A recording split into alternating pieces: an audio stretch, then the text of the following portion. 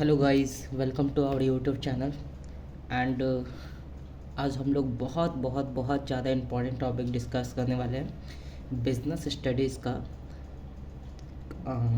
Class 12th का chapter 2, जिसका नाम है प्रिंसिपल ऑफ मैनेजमेंट।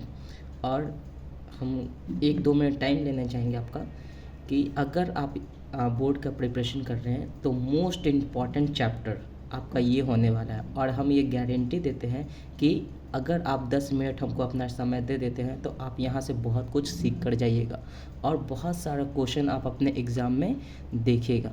तो टाइम को वेस्ट ना करते हुए हम स्टार्ट करते हैं चैप्टर को। देखिए, प्रिंसिपल ऑफ मैनेजमेंट जो सेकंड चैप्टर है, तो इसका फादर किसको कहा जाता है? हेनरी फ्योल को कहा जाता है। किसको कहा जाता है? Father of principle of management किसे कहा जाता है?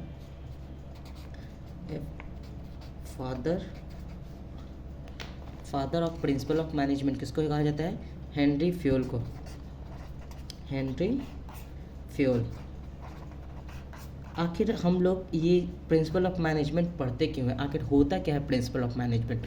तो 2 मिनट का समय लेंगे, हम एक कहानी बताते हैं, उससे कि आपको क्लियर हो जाएगा कि हेनरी फ्योल आखिर था कौन, आखिर हम लोग को क्यों प्रिंसिपल ऑफ मैनेजमेंट पढ़ना पड़ता है और आखिर प्रिंसिपल ऑफ मैनेजमेंट होता क्या है। तो सबसे पहले क्या होता है कि प्रिंसिपल ऑफ मैनेजमेंट फ्रांस की एक कंपनी थी, ठीक है। फ्रांस की एक कंपनी थी जो डूबने के कगार पे थी। क्या था? डूबने के कगार पे था। और हेनरी फ्योल वहाँ का कैसा था? एक एम्प्लॉयज़ था, माइनिंग इंजीनियर था। जो नीचे लेवल पे सबसे जो काम कर रहा होता है वो होता है माइनिंग इंजीनियर, ठीक है। तो फ्रांस की एक कंपनी थी, वो डूबने के कगार पे थी।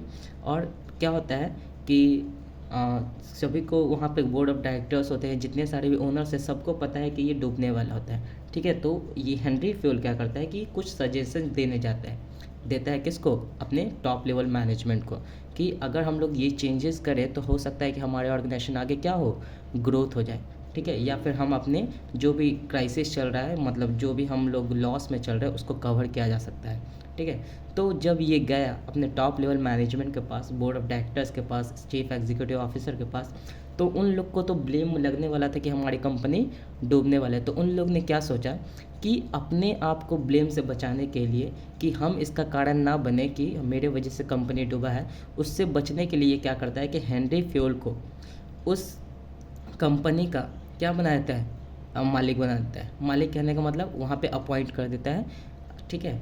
ताकि अब पूरे हैंड ओवर किसको कर देता है? इस हेनरी फ्योल को कर देता है, ठीक है। अब हेनरी फ्योल क्या करता है कि बहुत मेहनत करने के बाद क्या करता है? बहुत मेहनत करने के बाद उस कंपनी को आने वाले 3 साल में फ्रांस की नंबर 1 कंपनी बना देता है। इंस्पायरिंग है, बिल्कुल इंस्पायरिंग है। वैसे ही तो पूरी जितने सारे भी फ्रांस की कंपनी थी, उन सब को नंबर 1 कंपनी बनाने का काम कौन करता है? हेनरी फ्योल करता है। तो जब ऐसा काम हुआ तो फ्रांस की बहुत सारी मीडियाज़, ठीक है, वो क्या करेंगे? इनके पीछे पड़े। तो इनसे पूछा गया, इंटरव्यू करने का पूछा गया कि जो फ्रांस की कंपनी थी, ये कंपनी जो डूबने के कगार पे थी, जो तो आपने ऐसा क्या किया कि हमारी जो कंपनी हो गई वो फ्रांस की नंबर 1 कंपनी हो गई। तो हेनरी फ्योल ने बताया कि मैंने कुछ अपने प्रिंसिपल्स क्या किए, इसमें इस बिज़नेस ऑर्गेनाइजेशन में अप्लाई किए, ठीक है। इस प्रिंसिपल्स को अप्लाई करने के बाद, उसको फॉलो और एग्जीक्यूट करने के बाद मेरी ये कंपनी जो है वो क्या बन गई? फ्रांस की नंबर 1 कंपनी बन गई। तो उस प्रिंसिपल्स के बारे में हम लोग आज पढ़ने वाले हैं, ठीक है। इसलिए हम लोग को प्रिंसिपल ऑफ मैनेजमेंट क्या है? पढ़ना है। क्लियर है? अब प्रिंसिपल्स पढ़ने से पहले हम लोग पहले जान लें कि हेनरी फ्योल के बारे में थोड़ा बहुत हम लोग एनालिसिस करेंगे। और ये बहुत ही ज़्यादा इंपॉर्टेंट होने वाला है, क्योंकि आपके एग्ज़ाम में डायरेक्ट क्वेश्चन पूछ लिया जाता है हेनरी फ्योल के बारे में, ठीक है, कि वह कहाँ का रहने वाला था, कब उसका जन्म हुआ था, कब डेट ऑफ बर्थ हुआ था। तो आपका एमसीक्यूज़ भी, आप जो इधर उधर आप जाते हो एमसीक्यूज़ के लिए बुक खरीदते हो, आपको मैं बता रहा हूँ कि आप इस अगर यूट्यूब चैनल से जुड़े हुए हैं तो आपको एमसीक्यूज़ भी इधर उधर जाने की ज़रूरत नहीं है। सब कुछ आपका कवर हम इस वीडियो में कर देंगे चैप्टर 2 से रिलेटेड। तो हम स्टार्ट करते हैं। बहुत इंपॉर्टेंट टॉपिक होने वाला है प्रिंसिपल ऑफ मैनेजमेंट। देखते हैं एमसीक्यूज़ क्या क्या पूछे जा सकते हैं एग्ज़ाम में, और डेफिनेटली इसमें से 5-6 क्वेश्चन आपको मिल जाएगा एग्ज़ाम में। तो बहुत ज़्यादा इंपॉर्टेंट रहने वाला है ये चैप्टर आपके लिए। चलिए तो स्टार्ट करते हैं। क्या पढ़ने वाले हम लोग आज? Principal of management. देखिए, ये जो पॉइंट है दिया हुआ, ये सब एमसीक्यूज़ के पॉइंट है। तो एक एक हम कर अभी डिस्कस करेंगे कि आखिर में है क्या, ठीक है। प्रिंसिपल ऑफ मैनेजमेंट और हेनरी फ्यूल के बारे में। देखिए पहला पॉइंट क्या आता है, father of principle of management. तो father of principle of management किसे कहा जाता है, तो हेनरी फ्यूल को कहा जाता है। डायरेक्ट क्वेश्चन आता है, who is the father of principle of management, तो कौन होता है, हेनरी फ्यूल होता है। ठीक है, नेक्स्ट पॉइंट देखते हैं, हेनरी फ्यूल का जन्म कब हुआ था, ही वॉज बॉर्न इन, कहाँ, तो इस्तांबुल तुर्की में हुआ था। कहाँ हुआ था, इस्तांबुल तुर्की में। मतलब डायरेक्ट क्वेश्चन पूछा जाता है कि वो कहाँ का रहने वाला था, तो फ्रांस। ठीक है, यहाँ पे बोल सकते हैं। डेट ऑफ बर्थ कब हुआ था, तो 29 जुलाई 1841। ये भी पूछ लिया जाता है कि हेनरी फ्यूल का जन्म कब हुआ था, तो डेट बता सकते हैं 29 जुलाई 1841, डायरेक्टली क्वेश्चन आ जाता है। ठीक है, फिर डेट ऑफ डेथ, मतलब कि उसका मृत्यु कब हुआ था, एक्सपायर कब क्या था वो, तो 1925 को इन पेरिस फ्रांस में। ठीक है, तो ये भी पूछा जाता है कि जो हेनरी फ्यूल है वो कहाँ का रहने वाला था, तो फ्रांस का। ठीक है, डेट ऑफ बर्थ कहाँ था, तो 1841 में, एंड डेट ऑफ डेथ कब था, तो 1925 में। ठीक है, नेक्स्ट पॉइंट आते हैं, नेशनैलिटी कैसा था वो, फ्रेंच। तो कॉमन से क्वेश्चन पूछा गया कि वो कहाँ का रहने वाला था, तो फ्रेंच आप बोल सकते हो। ठीक है, हेनरी फ्यूल बाय प्रोफेशन, मतलब ये पूछा जाता है कि हेनरी फ्यूल प्रोफेशन के तौर पे वो क्या था, तो अभी हम बताने समय माइनिंग इंजीनियर था। पहले क्या था, mining engineer, industrialist and management theorist था। ठीक है, तो ये पूछ लिया जाता है कि हेनरी फ्यूल बाय प्रोफेशन क्या था, तो आप क्या बताओगे, डायरेक्ट माइनिंग इंजीनियर बताओगे। ठीक है, नेक्स्ट पॉइंट पे आते हैं, वर्क एट, अच्छा यहाँ पे कौन सी कंपनी कहाँ पे काम करता था, तो देखो ये फोर्ट चाम्बोल्ट माइनिंग कंपनी थी फ्रांस की। ठीक है, फोर्ट चाम्बोल्ट कंपनी माइनिंग कंपनी थी फ्रांस की। तो ये जनरली पूछा नहीं जाता है, लेकिन आपको नॉलेज के लिए ये बात पता होना चाहिए कि बोला जाता है ना कि हम माइनिंग कंपनी, अभी कंपनी के बारे में बता रहे थे, तो कौन सी कंपनी, तो यही नाम है उसका, क्या, फोर्ट चाम्बोल्ट माइनिंग कंपनी, फ्रांस की थी कंपनी। ठीक है, अच्छा तो मेजर कंट्रीब्यूशन किसके डेवलप्ड, तो क्या ये प्रिंसिपल ऑफ मैनेजमेंट जो दिया, तो इसका मेजर कंट्रीब्यूशन अपने फ्रांस के लिए, किसी भी कंपनी के लिए क्या था, सबसे बड़ा योगदान क्या था, तो जैसा था 14 प्रिंसिपल ऑफ मैनेजमेंट, जो किसके द्वारा दिया गया था, हेनरी फ्यूल के द्वारा दिया गया था। तो पूछा जा सकता है, how many principles are given by Henri Fayol in principle of management, तो 14, डायरेक्ट क्वेश्चन आ सकते हैं इसमें से। ठीक है, तो आप इसका स्क्रीनशॉट ले लीजिए, बहुत ही ज़्यादा इंपॉर्टेंट होने वाला है, बहुत ज़्यादा, और भी कुछ पॉइंट्स हैं हम लोग अभी कवर करने वाले हैं। ठीक है, देखते हैं वो पॉइंट क्या है।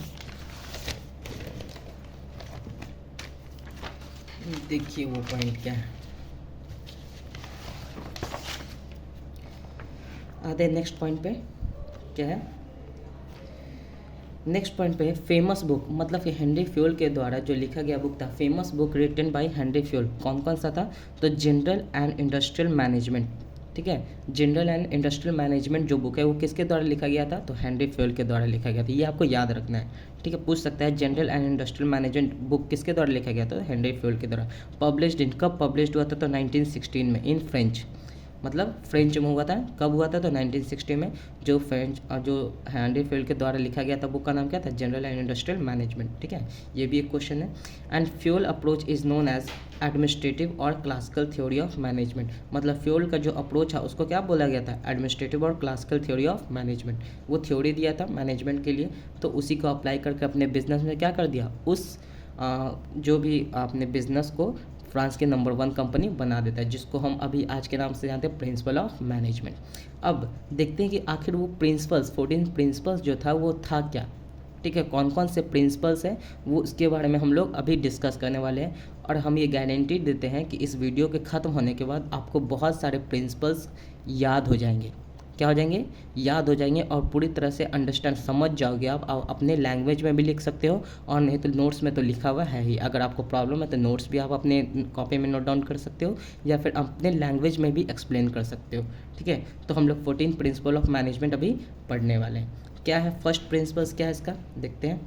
14 principal of management, first principle, अच्छा प्रिंसिपल ऑफ मैनेजमेंट पढ़ने से पहले हमको तो पता होना चाहिए कि प्रिंसिपल ऑफ मैनेजमेंट आखिर होता क्या है, नहीं, तो देखते हैं प्रिंसिपल ऑफ मैनेजमेंट क्या होता है। तो मैनेजमेंट प्रिंसिपल्स क्या है, management principles are the statements of fundamental truth, मतलब कि एक ऐसा प्रिंसिपल्स, ऐसा स्टेटमेंट है जो फंडामेंटल बेस्ड है, जिसको कोई भी चेंज नहीं कर सकता है। ठीक है, तो ये सच्चाई पे आधारित है। क्या, management principles are the statement of fundamental truth, जो सच्चाई है, which act as a guideline for taking managerial action and decision. मतलब कि ये जो प्रिंसिपल ऑफ मैनेजमेंट का क्या दिया गया, स्टेटमेंट दिया गया, किसके द्वारा, तो हेनरी फ्यूल के द्वारा दिया गया। तो ये क्या है, जो एक्ट करता है किस लिए, गाइडलाइंस करता है किसको, तो जो भी मैनेजर आने वाले हैं, मैनेजमेंट का जो काम करता है उसके लिए ये गाइडलाइंस का काम करता है, जिसको वो अप्लाई करके अपने बिजनेस ऑर्गेनाइजेशन में कोई भी सिचुएशन प्रॉब्लम से आउट आ सकते हैं, मतलब अपने प्रॉब्लम को सॉल्व कर सकते हैं। तो ये गाइडलाइन की तरह बिहेव करता है कौन, प्रिंसिपल ऑफ मैनेजमेंट, किसके द्वारा दिया गया है, तो हेनरी फ्यूल के द्वारा दिया गया है। क्लियर है। अब देखते हैं कौन कौन से प्रिंसिपल्स थे। तो पहला प्रिंसिपल जो है वो क्या है, डिवीज़न ऑफ वर्क। पहला प्रिंसिपल क्या है, डिवीज़न ऑफ वर्क। अब डिवीज़न ऑफ वर्क कहने का मतलब क्या, कि अब सोचिए डिवीजन ऑफ वर्क प्रिंसिपल कहा गया कि डिवीजन ऑफ वर्क मतलब कि किस बोला गया हेनरी फ्यूल के द्वारा, अकॉर्डिंग टू हेनरी फ्यूल, कोई भी बड़ा काम को करने से पहले क्या करना है, कोई भी बड़ा काम को करने से पहले उस काम को आप छोटे पार्ट में डिवाइड करो। एग्जांपल क्या है कि मान लो ये एक बड़ा काम है, क्या है, वर्क है, WORK के वर्क है ये। अब इसको इतने बड़े काम करने के लिए आप करो, इसको छोटे छोटे पार्ट्स में डिवाइड कर दो। क्या कर दो, छोटे छोटे पार्ट्स में डिवाइड कर दो, और हर एक काम को हर एक इंडिविजुअल को दे दो, BCDE, ठीक है। अच्छा सपोज कीजिए शादी के टाइम में क्या होता है, बहुत सारे काम होते हैं, क्या एक इंसान कोई वो पूरे काम को कंप्लीट कर सकता है, नहीं कर सकता है। तो सबका काम अलग अलग डिस्ट्रीब्यूट किया जाता है। जैसे खाने से रिलेटेड एक पर्सन को दे दिया गया, सजावट से रिलेटेड एक पर्सन को दे दिया गया, गेस्ट का देखभाल करने के लिए एक पर्सन को दे दिया गया, और भी जो काम से उसको डिस्ट्रीब्यूट कर दिया, ताकि वो काम क्या हो, अच्छे से परफॉर्म हो सके। तो वही चीज़ अप्लाई किया कौन, हेनरी फ्यूल। तो बोला कि जितने भी बड़े काम है उसको पहले छोटे छोटे पार्ट्स में डिवाइड कीजिए, और हर एक पार्ट, हर एक इंडिविजुअल को क्या कीजिए, वो पार्ट्स को दे दीजिए, ताकि वो काम अच्छे से परफॉर्म कर सके। वही चीज़ है यहाँ पे क्या, डिवीजन ऑफ वर्क। समझ में आया। यहाँ पे देख लीजिए एक्सप्लेनेशन क्या है, work should be divided among individuals and department based on their specialisation to improve their. मतलब उसके पोटेंशियल के अनुसार आप उसको काम को डिस्ट्रीब्यूट कर दीजिए, ताकि वो उस काम को क्या कर सके, अच्छे से परफॉर्म कर सके। नेक्स्ट पॉइंट क्या है, ऑथोरिटी एंड रिस्पॉन्सिबिलिटी। इसका मतलब क्या होता है, मतलब बोला गया हेनरी फ्यूल के द्वारा कि आप किसी भी एम्प्लॉयज़ को जब काम दे रहे हो, ठीक है, तो काम दे रहे हो तो उसको रिस्पॉन्सिबिलिटी दे रहे हो, लेकिन रिस्पॉन्सिबिलिटी के साथ साथ आप उसको ऑथोरिटी भी दीजिए। ऑथोरिटी मतलब कहने का मतलब क्या, कि अगर हम किसी काम को करने के लिए उसको दे दिए, रिस्पॉन्सिबिलिटी जिम्मेदारी दे दिए, लेकिन उस काम को पूरा करने के लिए उसके पास पावर ही नहीं है, तो क्या वो उस काम को कर पाएगा, नहीं कर पाएगा। जस्ट एग्जांपल समझते हैं। सपोज कीजिए कोई मिस्टर B है, मिस्टर A है, मान के चलिए क्या है, कोई मिस्टर A है, सपोज कीजिए मिस्टर A है। मिस्टर A को इसका ओनर दे दिया, कोई वर्क दे दिया गया, क्या वर्क दे दिया गया कि आपको 100 यूनिट प्रोडक्शन करने हैं। रिस्पॉन्सिबिलिटीज़ को क्या कर दी, दे दी गई, लेकिन इसको अब 100 यूनिट प्रोडक्शन करना है तो रॉ मटेरियल इसको चाहिए होगा। अब रॉ मटेरियल जब ये लेने गया तो इसके पास पावर ही नहीं था वो रॉ मटेरियल यूज करने का, ठीक है। तो क्या ये मिस्टर A अपना काम परफॉर्म कर पाएगा, सही से नहीं कर पाएगा। तो इसके साथ मतलब कि जो भी इस काम को करने के लिए आपको एम्प्लॉयज़ को दिया जाता है, तो उस काम के अकॉर्डिंग उसको उस पावर को, मतलब कि उसके अकॉर्डिंग उसको पावर भी दिया जाना चाहिए, ताकि उस काम को वो क्या कर सके, पूरा कर सके। तो वही चीज़ यहाँ पे बोला गया कि जब हम किसी भी एम्प्लॉयज़ को काम देते हैं तो उसके अकॉर्डिंग उसको पावर भी दिया जाना चाहिए उतना ही लेवल पे, ताकि वो क्या हो, उस काम को पूरा कर सके, ठीक है। तो ये चीज़ था सेकंड प्रिंसिपल ऑफ मैनेजमेंट, किसके द्वारा दिया गया है, तो हेनरी फ्यूल के द्वारा। तो क्या बोलते हैं, manager must have the authority to give orders but they must also take responsibility for their actions. जाहिर सी बात है कि बोला गया मैनेजर के पास क्या होता है, ऑथोरिटी होता है, लेकिन साथ में क्या होना चाहिए, रिस्पॉन्सिबिलिटी भी होना चाहिए, ताकि उस काम के लिए वो कोई भी गलत एक्शन ना ले, कोई भी उस ऑथोरिटी का फ़ायदा ना उठाए, ठीक है। तो आप जब किसी भी एम्प्लॉयज़ को काम दे रहे हो तो उसके अकॉर्डिंग उसको ऑथोरिटी भी मिलना चाहिए, साथ साथ रिस्पॉन्सिबिलिटी भी मिलना चाहिए, ताकि उस काम को वो क्या कर सके, कंप्लीट कर सके। नेक्स्ट पॉइंट पे आते हैं हम लोग। नेक्स्ट प्रिंसिपल्स क्या है, नेक्स्ट प्रिंसिपल है डिसिप्लिन। क्या है, डिसिप्लिन। अब सोचिए हम ये एक्सप्लेन नहीं करने वाले, अगर आपको ज़रूरत हो तो आप पढ़ सकते हैं, ठीक है। डिसिप्लिन का मतलब क्या है, तो बोला गया अकॉर्डिंग टू हेनरी फ्यूल, किसी भी काम को करने के लिए आपका एम्प्लॉयज़ क्या होना चाहिए, डिसिप्लिन होना चाहिए, वेल ऑर्गेनाइज्ड होना चाहिए। जिस टाइम पे उसको बुलाया गया है ऑर्गेनाइजेशन में काम करने के लिए, उसी टाइम पे वो आना चाहिए। तो इन दैट सेंस मतलब एक वर्ड में बोल सकते हैं, discipline is the key of success. तो बोला गया है, आपके ऑर्गेनाइजेशन में जितने सारे एम्प्लॉयज़ हैं वो होना चाहिए, क्या चाहिए, वेल मैनर्ड और डिसिप्लिन होना चाहिए, ताकि वो काम अपना समय पे ख़त्म करे। ठीक है, ये चीज़ बोला गया किसके द्वारा, हेनरी फील्ड के द्वारा, जिसको वो अप्लाई करता है। ठीक है, और डिसिप्लिन के देखिए यहाँ पे क्या एक्सप्लेन करें, employees must obey rules and agreement that govern the organisation, मतलब जितने सारे रूल्स एंड रेगुलेशन ऑर्गेनाइजेशन के द्वारा बनाए गए थे उसको फॉलो करने का काम किसके द्वारा होना चाहिए, एम्प्लॉयज़ के द्वारा। Discipline is the essential for smooth functioning, जाहिर सी बात है सब अपना काम सही तरीके से करेंगे, टाइम पे करेंगे, तो क्या होगा, ऑर्गेनाइजेशन अपना टारगेट आसानी से समय पर अचीव कर लेगा। ठीक है, तो ये था थर्ड प्रिंसिपल। फोर्थ प्रिंसिपल आते हैं यूनिटी ऑफ कमांड। क्या है यूनिटी ऑफ कमांड, अब इसका मतलब क्या है कि बोला गया अकॉर्डिंग टू हेनरी फ्यूल, मतलब कि ऐसा नहीं होना चाहिए जितने सारे भी आपके एम्प्लॉयज़ हैं, तो बोला गया कि एक मैनेजर के द्वारा अलग अलग एम्प्लॉयज़ को अलग अलग काम दिया जा सकता है, लेकिन अलग अलग मैनेजर के द्वारा एक ही एम्प्लॉयज़ को काम देना ये क्या है, रॉन्ग अप्रोच है। तो देखिए डायग्राम से आपको पता चल रहा है क्या है कि मिस्टर जेड क्या है, मैनेजर है। यहाँ पे देखिए मिस्टर जेड क्या है, मैनेजर है। मिस्टर जेड मैनेजर है, ये क्या है कि वर्कर्स है 1 2 3, तो ये क्या है, मैनेजर्स हर एक वर्कर्स को काम डिस्ट्रीब्यूट कर रहा है। तो जाहिर सी बात है जब किसी भी वर्कर्स को अपने समय पे अपना काम दिया जाएगा तो वो काम को पूरा कर लेगा, लेकिन एक ही वर्कर्स को 4 काम एक बार दे दिया जाए तो वो काम क्या अच्छे से पूरा कर पाएगा, हो सकता है एक्सेप्शनल पर्सन वो कर सकता है, लेकिन 99.9% में कोई भी वर्कर्स एक समय पे 4 काम नहीं कर सकता है। ठीक है, तो यहाँ पे देखिए ये क्या है, राइट अप्रोच है, क्या है, राइट अप्रोच है, और ये क्या है, रॉन्ग अप्रोच है। ये मैनेजर से 3 मैनेजर से एक ही वर्कर्स को अपना अपना काम दे दिया गया, तो क्या ये वर्कर्स उस काम को फुलफिल कर पाएगा समय पे, नहीं कर पाएगा। तो यही चीज़ बोला गया कि यूनिटी ऑफ कमांड होना चाहिए, एक वर्कर को एक समय पे एक ही काम दिया जाना चाहिए ताकि वो उस काम को अच्छे से परफॉर्म कर सके। तो क्या बोल रहे हैं देखो, every employee should receive order from only one superior to avoid confusion and conflict, मतलब एक मैनेजर के द्वारा अपने सीनियर के द्वारा एक एम्प्लॉयज़ को एक वर्कर्स को एक ही काम दिया जाना चाहिए ताकि उसको किसी तरह का कन्फ्यूज़न ना हो और वो अपने पूरे काम को क्या कर सकें, कंप्लीट कर सके। ये चौथा प्रिंसिपल था। अगर आप एग्ज़ाम में लिख रहे हो तो आपको ये डायग्राम मेंशन करना है ताकि एग्जामिनर क्या हो, अट्रैक्ट हो कि नहीं बच्चे में कुछ काबिलियत थी। तो ये सब टॉपर्स की क्वालिटी होती है कि क्या अपने आंसर राइटिंग से क्या करो, अपने एग्जामिनर को इम्प्रेस करो और उससे नंबर निकलवा लो। ठीक है, तो ये थोड़ा अलग करना पड़ेगा अगर आप अपने बोर्ड एग्ज़ाम में 90% क्रॉस करना चाहते हैं तो। ठीक है, मैंने किया था, ठीक है, मैं कर चुका हूँ, इसीलिए आपको मैं सजेशन दूंगा और मुझे पूरा भरोसा है कि आप अगर फॉलो करते हो मेरे पूरे चैनल को या फिर पूरे यूट्यूब चैनल अगर आप देखते हो तो आपका ये गारंटी है, आप एग्ज़ाम देने के बाद आओगे तो आप खुद पे बिलीव करोगे कि आज मेरा एग्ज़ाम बहुत बहुत बहुत ज़्यादा अच्छा गया है। ठीक है, तो अभी भी टाइम है, 2 महीना 3 महीना है, आपको 2 महीना मेरे साथ जुड़े रहना है और इस एग्ज़ाम के लिए एकदम अच्छी तरह से तैयारी करनी है। नेक्स्ट पॉइंट पे आते हैं, नेक्स्ट प्रिंसिपल्स क्या है, यूनिटी ऑफ डायरेक्शन। अब इसका मतलब क्या है देखते हैं। तो यूनिटी ऑफ डायरेक्शन कहने का मतलब क्या है कि किसी भी इसमें क्या होता है, वर्कर सेम होता है, मैनेजर सेम होता है और मेथड विल बी सेम। मतलब क्या कि जो भी मैनेजर्स है, ठीक है, किसी भी एम्प्लॉयज़ से काम करवा रहा है तो जो जिस मैनेजर से एक एम्प्लॉयज़ को ऑर्डर मिलता है उसी के द्वारा उसको ऑर्डर हमेशा मिलना चाहिए, बार बार बदला नहीं जाना चाहिए। क्योंकि क्या होता है कि एक मैनेजर अपने एम्प्लॉयज़ को अच्छी तरह से जानता है, उसकी कैपेबिलिटीज़ या फिर पोटेंशियल को अच्छी तरह से समझता है, उसी के अकॉर्डिंग उसको काम दिया जाता है।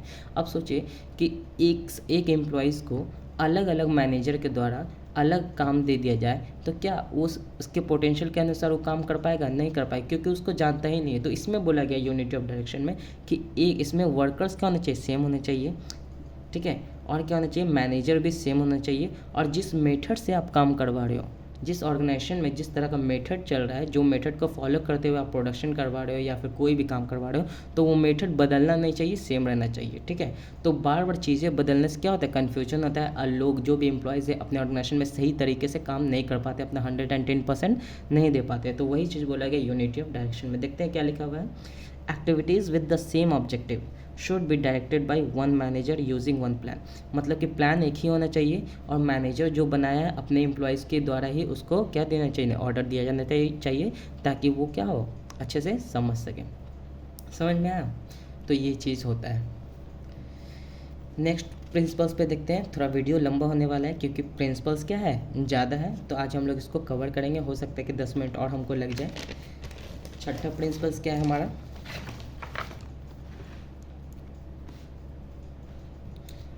Subordination of individual interest to general interest. क्या है छठा प्रिंसिपल हमारा, subordination of individual interest to general interest. अब हेनरी फ्यूल के द्वारा ये बात बोला गया क्या, कि हर एम्प्लॉयज़ के जितने सारे मतलब ऑर्गेनाइजेशन के जितने सारे भी एम्प्लॉयज़ हैं, उस एम्प्लॉयज़ के द्वारा जो भी काम किया जाता है उस काम में अपना बेनिफिट ना देकर सबसे पहले किसका बेनिफिट देखना है, ऑर्गेनाइजेशन का बेनिफिट देखना है।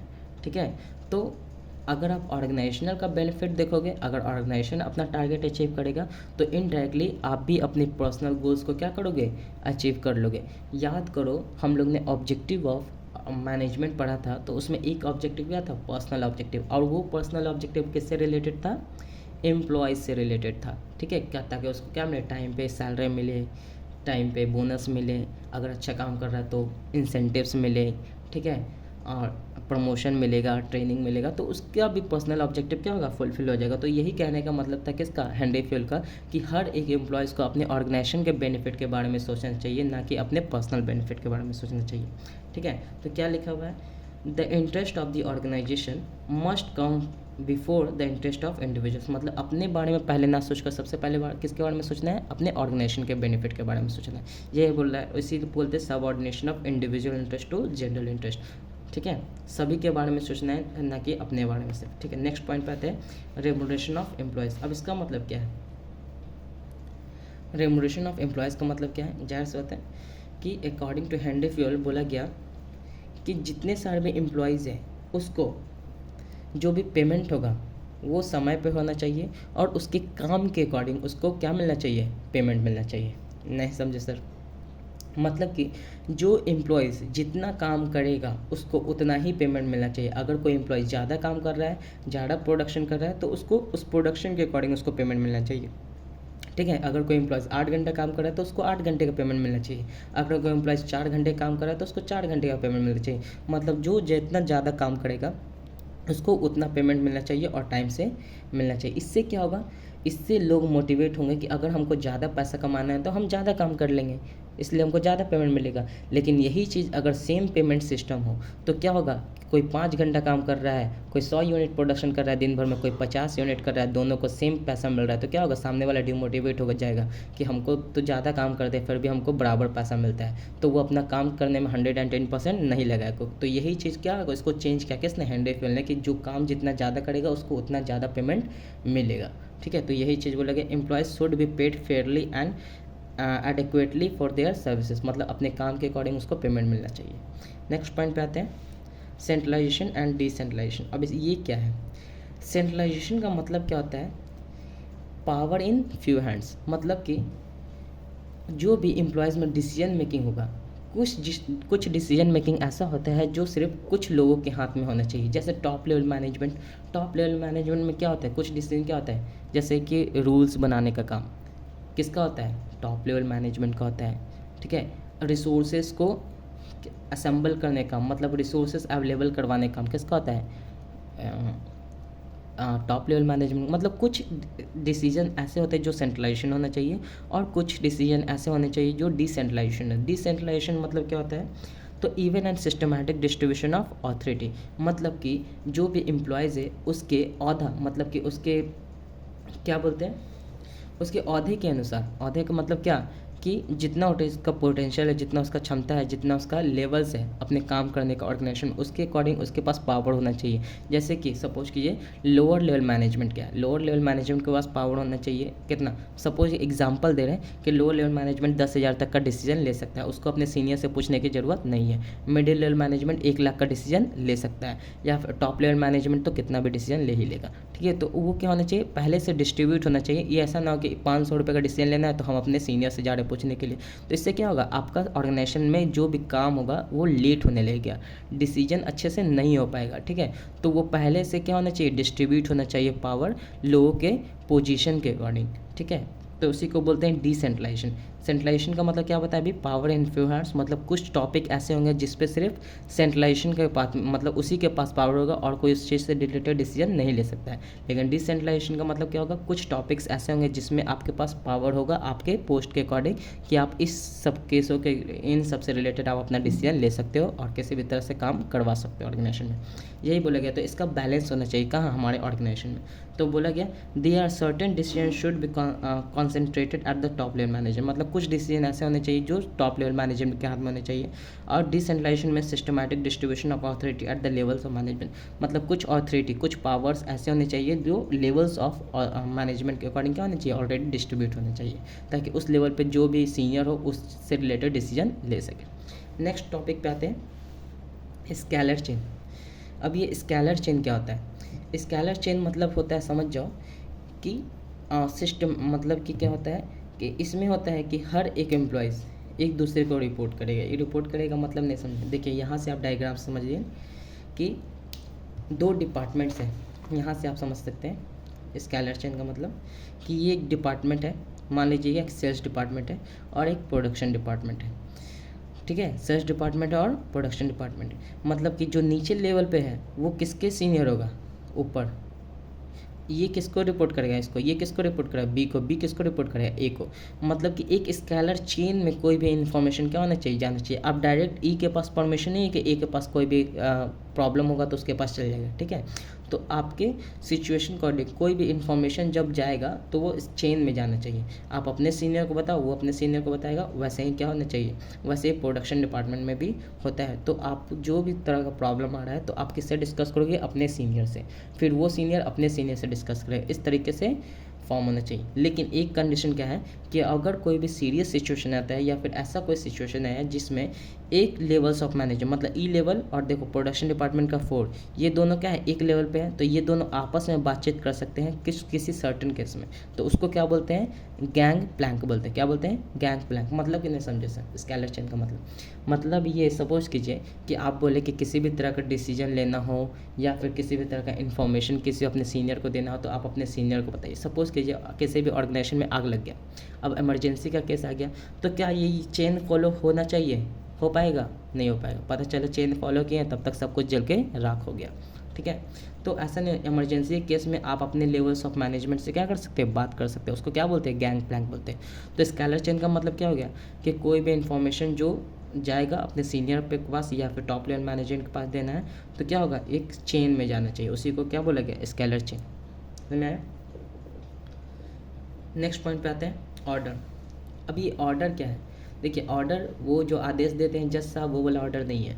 ये ऑर्डर ये चीज़ का है कि मतलब कि आपके ऑर्गेनाइजेशन में जितने सारे भी टूल्स हैं काम करने के लिए, बहुत सारे टूल्स होते हैं, हैमर होता है और भी पेचकस होता है, ये सब चीज़ें हैं, पिलास होता है, सुने होंगे नाम ये सब चीज़, ठीक है। तो बहुत सारे टूल्स होते हैं, ठीक है, जो ऑर्गेनाइजेशन में काम करने के लिए रिक्वायरमेंट होते हैं। तो वो सारे टूल्स क्या होना चाहिए, अपने जगह पे अवेलेबल होने चाहिए। क्या होना चाहिए, अपने जगह पे अवेलेबल होने चाहिए। मतलब जितनी सारी मशीनें हैं, टूल्स हैं, वो सब अपने ऑर्डर में क्या होना चाहिए, एक्यूरेट रखा हुआ होना चाहिए, ताकि जिसको भी कोई चीज़ का ज़रूरत पड़े तो वो क्या हो, आसानी से जाए और वहाँ से सामान लेकर अपने काम को करने में लग जाए, ठीक है। ऐसा नहीं होना चाहिए कि अगर हमको कोई चीज़ की ज़रूरत है तो वो अपने जगह पे है ही नहीं, पता चला खोजने में हम क्या कर रहे हैं, टाइम वेस्ट कर रहे हैं। तो ये चीज़ भी क्या किया, हैंडी फ्यूल एक इनोवेट किया कि कोई भी सामान अपने जगह पे रखा हुआ होना चाहिए, ताकि जब कोई उसका उस सामान का ज़रूरत पड़ता है या टूल्स का ज़रूरत पड़ता है तो वो आसानी से मिल जाए, ठीक है। तो पीपल एंड मटेरियल और tools should be in the right place at the right time, मतलब सही सामान को सही जगह पे रखा होना चाहिए। This ensure efficiency and coordination. जाहिर सी बात है, सही सामान पे सही जगह पे सही सामान रखा रहेगा और उस सामान की हमको जब ज़रूरत पड़ेगी तो आसानी से मिल जाएगा। घर में देखते हो, अगर तुम कोई भी मान लो कपड़ा है सही जगह पे आयरन वायरन करके रखे हो तो तुमको 2 मिनट भी नहीं लगता है अपने तैयार होने में, ठीक है। लेकिन वही चीज़ अगर सही जगह पे तुम गए खोजने के लिए और नहीं मिला तो वही तुमको आधा घंटा भी लग सकता है तैयार होने में, ठीक है। तो ये चीज़ होता है ऑर्गेनाइजेशन में कि जितने सारे भी टूल्स एंड जितने सारे भी चीज़ों की रिक्वायरमेंट होती है ऑर्गेनाइजेशन में, तो वो अपने सही सामान सही जगह पे होने चाहिए। नेक्स्ट पॉइंट आता है इक्विटी। अब इक्विटी क्या होता है, इक्विटी का मतलब होता है इक्वालिटी। तो बोला गया हैंडी फ्यूल के द्वारा, अकॉर्डिंग टू हैंडी फ्यूल बोला गया कि आपके ऑर्गेनाइजेशन में जितने सारे भी एम्प्लॉयज़ हैं, क्या जितने सारे भी एम्प्लॉयज़ हैं ठीक है, वर्कर्स है, उन सब को आप इक्वली ट्रीट कीजिए, मतलब कि किसी भी तरह का भेदभाव नहीं होना चाहिए। ठीक है, मतलब कि कोई बड़े पोजीशन पे है तो नहीं, कोई छोटे पोजीशन पे है तो नहीं, मतलब कि सबको क्या करना है, आपको इक्वल ट्रीट करना है। सबका आपके दिमाग में यही होना चाहिए कि वो क्या है, हमारे ऑर्गेनाइजेशन का एक मेंबर है, स्टाफ है, जिसका मेन मोटिव क्या है, अपने ऑर्गेनाइजेशनल गोल्स को अचीव करना। ठीक है, तो किसी भी तरह का भेदभाव नहीं होना चाहिए। नेक्स्ट टॉपिक क्या है, स्टेबिलिटी ऑफ पर्सनल प्रिंसिपल्स। क्या, स्टेबिलिटी ऑफ प्रिंसिपल। अब इस स्टेबिलिटी ऑफ पर्सनल, इसका पर्सनल का मतलब होता है एम्प्लॉयज़। क्या होता है, एम्प्लॉयज़ मतलब आपके ऑर्गेनाइजेशन में जितने सारे एम्प्लॉयज़ हैं, अगर उन सभी की बात की जाएगी तो उसको क्या बोलेंगे, पर्सनल बोला जाता है। देखो स्पेलिंग में था PERSONNL, इसको क्या बोला जाता है, पर्सनल बोला जाता है। तो स्टेबिलिटी ऑफ पर्सनल से कहने का मतलब क्या है कि हेनरी फेल बोलता है कि आपके ऑर्गेनाइजेशन में जितने सारे भी एम्प्लॉयज़ हैं उसको आप लंबे समय तक अपने ऑर्गेनाइजेशन में जोड़ कर रखने का कोशिश कीजिए।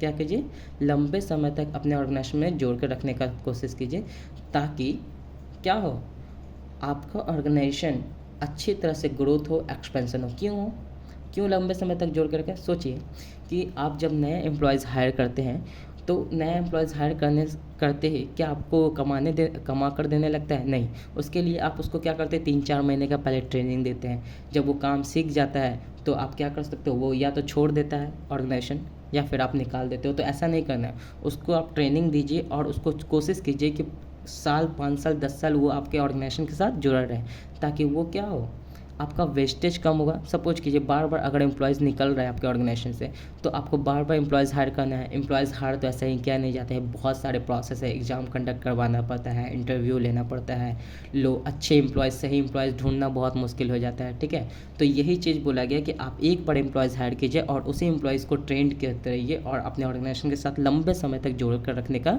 प्रयास कीजिए, जो आपके ऑर्गेनाइजेशन को बहुत ही ज़्यादा ग्रोथ और एक्सपेंशन करने में बहुत ही ज़्यादा हेल्पफुल करेगा। कौन, ये स्टेबिलिटी ऑफ पर्सनल। अगर बार बार एम्प्लॉयज़ बदलेगा तो ना वो अपना काम सही से कर पाएगा, ना सीख पाएगा, ना आप अपना काम को अचीव कर पाएगा, ऑर्गेनाइजेशन गोल्स को अचीव कर पाएगा। तो ये एक नेक्स्ट टॉपिक था, स्टेबिलिटी ऑफ पर्सनल। देखो क्या बोला गया, फ्रीक्वेंट चेंज इन जॉब और रोल्स आर हार्मफुल। जाहिर सी बात है, बार बार कोई भी चीज़ को बदलोगे तो वो क्या होगा, किसी भी तरह का इफेक्टिव काम नहीं होने वाला है। ठीक है, then should job have security to perform better, मतलब कि आप उसको जॉब सिक्योरिटी दीजिए। जॉब सिक्योरिटी देने का मतलब क्या है कि उसको इंश्योर कीजिए कि आप लंबे समय तक हमारे ऑर्गेनाइजेशन से जुड़ कर रहने वाले, तो वो क्या करेगा, अपना 110% आपके ऑर्गेनाइजेशन के काम करने के लिए देगा।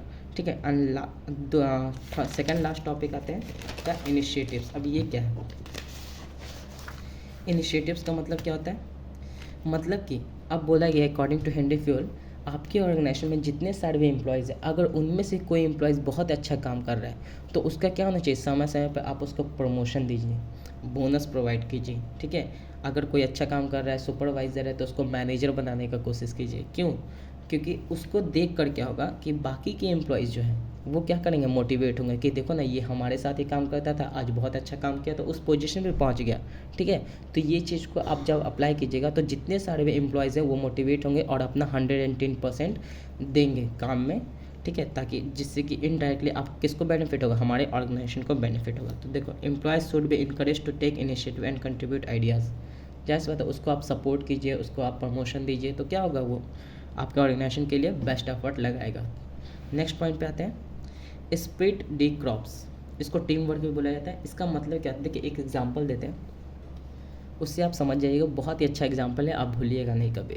ठीक है, सपोज कीजिए हमारे ऑर्गेनाइजेशन में दो तरह के लोग होते हैं, दो तरह के लोग होते हैं, मतलब एक होता है मैनेजर, दूसरा होता है एम्प्लॉयज़। ठीक है, एम्प्लॉयज़ कहने का मतलब वर्कर्स मान के चलिए, और जाहिर से बहुत सारे डिस्प्यूट्स इन्हीं दोनों में होते रहता है। मैनेजर को क्या लगता है कि हमारे वजह से ऑर्गेनाइजेशन चल रहा है, क्या लगता है मैनेजर को, क्या लगता है कि हमारे वजह से ऑर्गेनाइजेशन चल रहा है, और वर्कर्स को क्या लगता है कि अगर हम काम ना करें तो तुम तो ऐसे ही रोड पे आ जाओ, क्या हो, रोड पे आ जाओ। तो इसी कारण की वजह से क्या करता है, दोनों में डिस्प्यूट चल रहा होता है। लेकिन अब क्या केस हुआ कि ऑर्गेनाइजेशन, अब इस डिस्प्यूट्स को ख़त्म करने के लिए क्या बोला गया कि ऑर्गेनाइजेशन के जो टॉप लेवल मैनेजमेंट वो क्या करता है कि एक बार मैनेजर को बुलाता है, बोलता है कि बताओ अगर वर्कर्स ना काम करें तो तुम्हारी क्या ज़रूरत है ऑर्गेनाइजेशन में, नहीं है। तो उसको डांट लगाता है और उसको भेज देता है। ठीक है, किसको, मैनेजर को। उसको समझा के कि वर्कर्स ना हो तो तुम्हारी कोई वैल्यू ही नहीं है, तुम्हारी ज़रूरत ही नहीं है इस ऑर्गेनाइजेशन में। अब बुलाता है किसको, वर्कर्स को। तो बोलता है कि अगर मैनेजर तुमको काम पे ना रखे, क्या बोलता है, अगर मैनेजर तुमको काम पर ना रखे तो क्या तुमको काम मिलेगा, नहीं मिलेगा। तो क्या किसकी ज़्यादा ज़रूरत है, मैनेजर की या तुम्हारी। तो मैनेजर बोलता है भाई मैनेजर तो हमको काम देता है तभी हम काम करते हैं, ठीक है। अब दोनों को भेज देता है, अब दोनों को एक साथ बुलाता है। अब क्या बोलता है ऑर्गेनाइजेशन कि अगर बताओ हम ना रहें तो तुम दोनों की ज़रूरत है, नहीं है। तो यही चीज़ बोला गया कि तुम दोनों से ज़्यादा इम्पोर्टेंट इस ऑर्गेनाइजेशन का रहना है। तो आपस में डिस्प्यूट्स ना कर कर आप दोनों एक दूसरे का सपोर्ट करते हुए अपने ऑर्गेनाइजेशन के गोल्स को अचीव करने में क्या कीजिए, हेल्प कीजिए। इसी को बोला गया स्प्रेड द क्रॉप्स। क्या बोला गया, स्प्रेड द क्रॉप्स। मतलब ऑर्गेनाइजेशन के लिए मेरे लिए कोई छोटा बड़ा नहीं है, मेरे लिए तुम एक एम्प्लॉयज़ हो और आपका ऑब्जेक्टिव यही है, मेरे लिए सब इक्वल है और आप सबका ऑब्जेक्टिव क्या है, अपने ऑर्गेनाइजेशन के गोल को अचीव करना है। यहाँ पे कोई भी सुपीरियर और क्या है, नीचे वाले नहीं हैं पोजीशन के। तो यह बोलता है promoting team spirit will build harmony and unity within the organisation. जैसे होता है जब एक दूसरे का मैनेजर और वर्कर्स सपोर्ट करके चलेंगे तो ऑर्गेनाइजेशन अपने आप क्या होगा, ग्रोथ करेगा, ऑर्गेनाइजेशन अपना टारगेट को अचीव करेगा, हमारे वर्किंग एनवायरनमेंट क्या होंगे, सही होंगे। तो ये सारे थे हमारे 14 प्रिंसिपल्स जो हम लोग ने आज कवर कर लिया, ठीक है। नेक्स्ट पार्ट में हम लोग प्रिंसिपल्स के फीचर्स और इंपॉर्टेंस को कवर करेंगे। आज के लिए बहुत ही थोड़ा लंबा टॉपिक हो गया है, तो आप लोग इसको अच्छे से पढ़िए और रिवीजन करने की कोशिश कीजिए और एक दो बार वीडियो आप देख लीजिएगा तो समझ तो बिल्कुल जाइएगा ही। बहुत ही ज़्यादा इंपॉर्टेंट टॉपिक था। चलिए आज के लिए इतना ही रहने देते हैं, नेक्स्ट क्लास में हम लोग कवर करेंगे। Have a good day, thank you. अगर वीडियो पसंद आया हो तो इसको like and subscribe and share कर दीजिए ताकि आपके दोस्त भी इस कंटेंट का फ़ायदा उठा सकें और आपके साथ आपके सक्सेस में साथ दें, ठीक है। Thank you, have a good day.